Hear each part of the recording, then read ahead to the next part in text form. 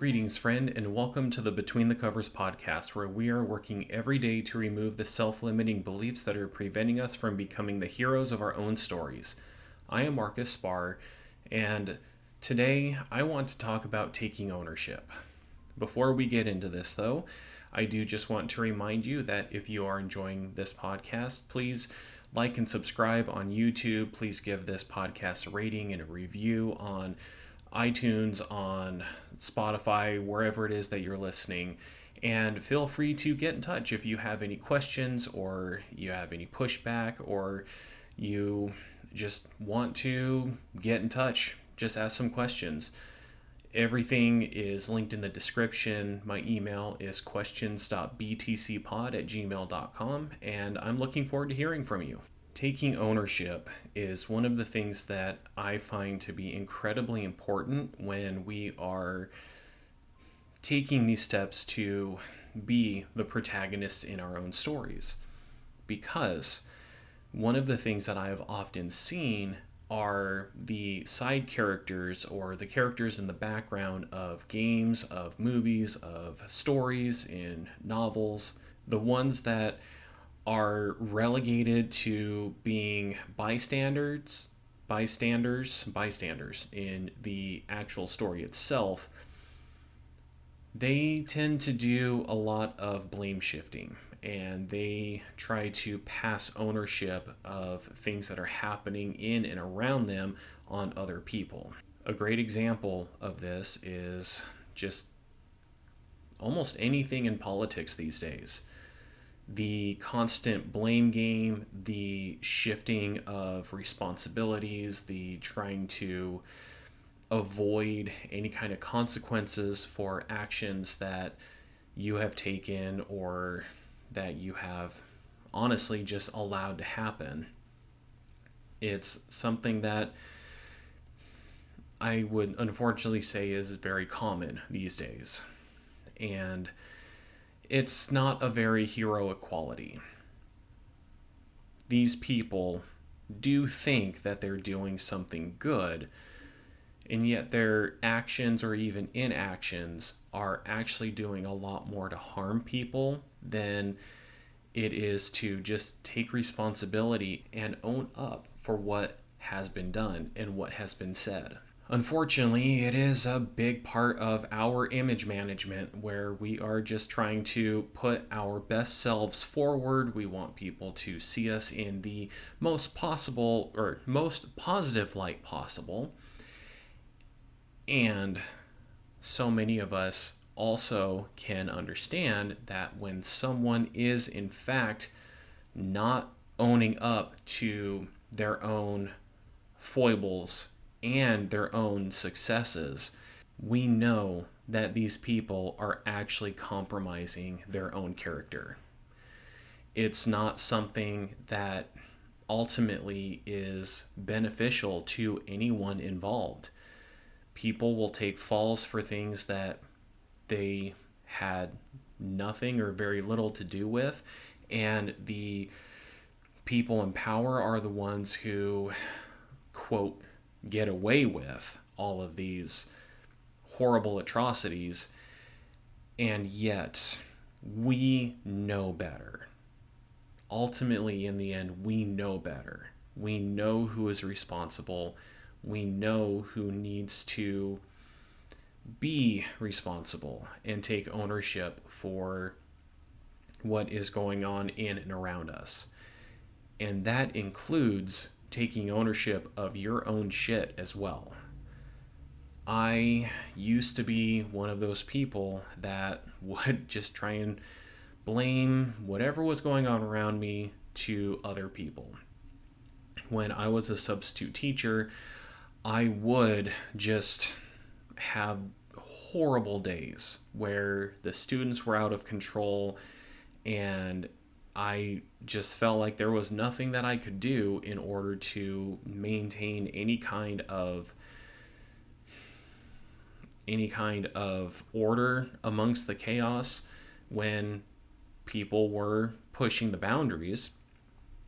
And I also went into a lot of these classrooms not even believing that things were going to turn out well. And I would oftentimes just do the bare minimum in order to get by, in order just to make the paycheck. And I would blame. I would blame my bad days on disruptive students, on faculty that weren't really supporting me. And yet I also really wasn't asking for much support either. I was effectively pulling the rug out from under myself, and I had my own contribution to making these days as chaotic and horrible as they were. And it's not just our mistakes that we need to take ownership of. I also find it important for us to take ownership of our successes. I can't tell you how many times I have spoken with someone and I have given a compliment of something that they've done, something that they've done well. I have complimented creativity. I have complimented the way someone told a joke or a story. And I almost think we have a general disdain or discomfort for praise because it's so easy for us to just brush off what other people are saying. In fact, I was just having a conversation with my friend Brandon earlier today where he was telling me that he had done this one-shot campaign as a holiday one-shot, and we were effectively trying to save Christmas. And to him, he did not really think that the campaign went that well. There were, of course, some beats that he missed, and towards the end, he was like, it just seemed like a lot of people were disconnected and didn't want to be there. To him, it was a sour experience. Like most things, it's not that black and white, because I was able to tell him that I was having fun. I was also very tired. It was late, and we didn't even get started at the time that we planned to actually sit down and start the campaign. On top of that, he also was running into technological issues. He did not have access to some of the resources that he needed to have access to, and so he was kind of going off the cuff in some of the decisions and even some enemy stat blocks that he was working with. When we look at it in the grand scheme of what was going on, it was successful. We finished the one shot in one shot. It wasn't the stereotypical for our group that, hey, we're just going to do a one shot and it turns into 2 or 3 sessions to finish something that was supposed to be finished in one, mind you. That's why it's called a one shot. And he had to cut some corners. He had to improvise. He had to make things fit in order for us to finish, and we did finish in that one sitting, and it was a fun time. We were all playing different characters that we didn't know what they were going to be until we selected them. If you're like me and you struggle with being your own worst critic, it might actually be easier for you to own up to your failures. We might not verbalize it as such, but for me, it can be really easy to just stay in the mistakes that I have made. It can be so easy for me to discredit anything good that has happened. I will become overly critical of what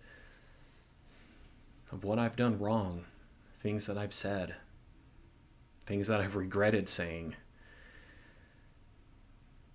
And I can be so focused on that that I don't notice what's going well. I don't notice how things have succeeded. It's a both and situation.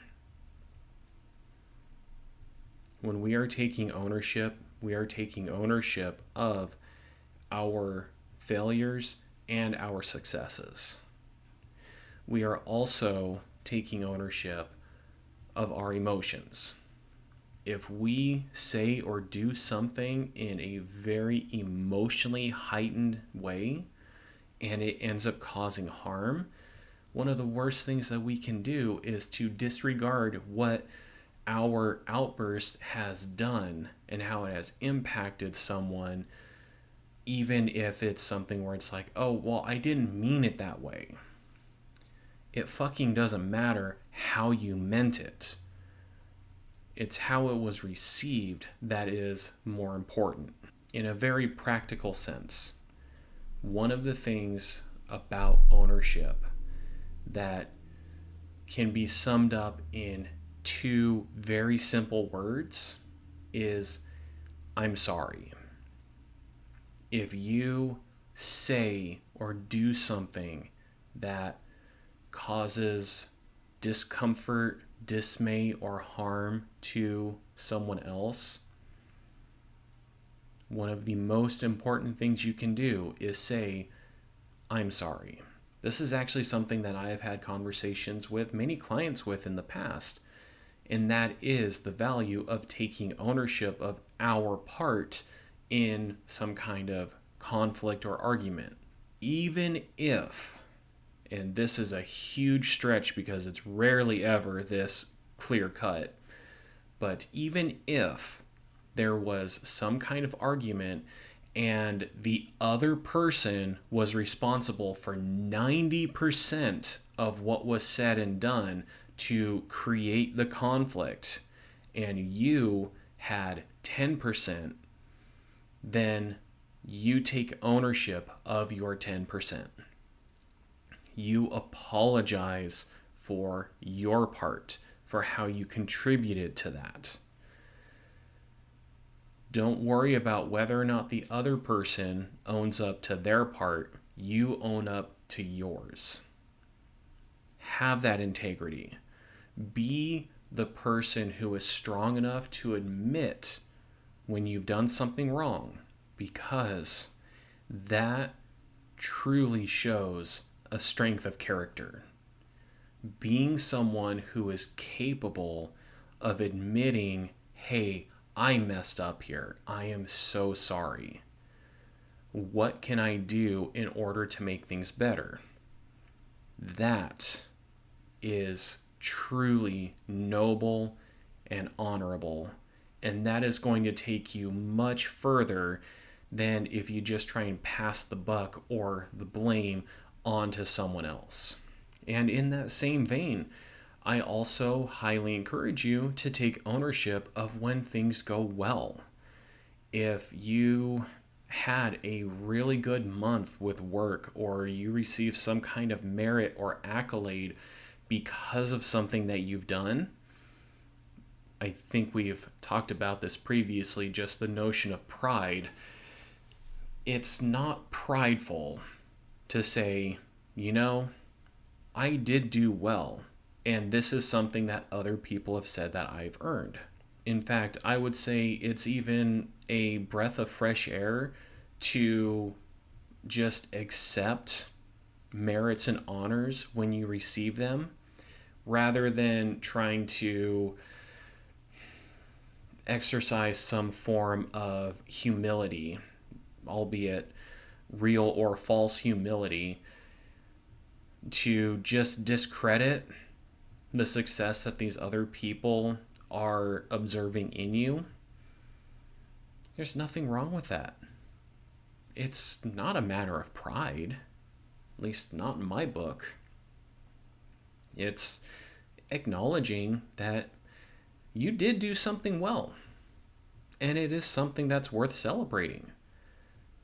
We're not letting it go to our heads. I think of some of the New York Times bestselling authors that I have encountered in my life, and they're not ashamed to say that, hey, I'm a New York Times bestselling author, and I also don't see a whole lot of pride when I talk with them. There still is a lot of humility, and they understand I'm just a writer, I'm just an author. Yeah, I have some stories that people have really acknowledged and has been put on this list of must reads, but ultimately that's just what I'm doing. I'm just writing. I just want to tell these awesome stories. Time for me to get a little nerdy here, because one of the things that is so problematic with this whole not taking ownership comes in the gaming industry. One of the things that we are seeing a lot of is these very large AAA game studios are investing millions, if not billions of dollars into a game, and it totally flops. And one of the things I've seen with this, these game developers and publishers, they're blaming the gamers. It is because of people like me that these games are flopping. However, if you take a look at a lot of things that are being made in the indie scene, where you've got much smaller teams, or maybe it's just one person working on a game, these people are making really fun games to play. We've seen it in movies as well. Movies and probably even TV if I watched more TV. But one of the things that has come about is there has been so much more of a focus on trying to get a message across instead of actually making something fun. Now, I'm not saying you can't have politics or these serious messages or even pointing to things that are troubling in our society through our media, but that shouldn't be the only reason why you're doing it. I play games to escape from my reality for the little time that I can at moments. I want to watch a really good and compelling and even heartwarming or action-packed story when I am going and seeing a movie. I don't want to have something that is just putting some kind of agenda in my face and shaming me, because for a lot of us, that's not the point. That's not the point of this media. It's to enjoy something different from what we see every single day. When we are so connected with media and social media and the internet, we are inundated with all of the woes and the problems that are taking place in the world. Can you blame someone like me for wanting to have an avenue to just enjoy something and have fun and disconnect from all of the trouble that's going on? If the purpose of this media is to entertain, and you're not making something that is entertaining, then that's something to take ownership of. But I've seen too many people blame the audience. It's their fault that this game flopped. We just needed to have more people buy it. No. Numbers show that if you make something good and fun, people will buy it. It might not be at the numbers that you were hoping for, but a lot of people will invest in these things. And so take ownership of when you have made a mistake. Don't pass the blame. If you have something that is truly successful, own that. Absolutely. Be proud of yourself. Don't let it put you in a place of complacency, but allow yourself to celebrate when you did do something successful. I don't know about you, kind of seems like in our modern age here, that's one of the last things that ends up coming up is things going successful. I swear one of the things that I say most of the time is, why have a plan for anything? Because things never go according to plan. Most things do not end up being anywhere near what I thought that they would be. To be the hero of your story, it is important that you do take ownership. You own what is yours to own. Your mistakes, your failures, your emotions, and your actions. Because the people who are truly, truly heroic are the ones who know when they've made a mistake and they've apologized for it. And they have done what they can in order to make things better. Heroes know when they have achieved their goal. Heroes know when they need to step aside and let someone else take the limelight. Heroes own their shit. And that's one of the things that makes them heroes.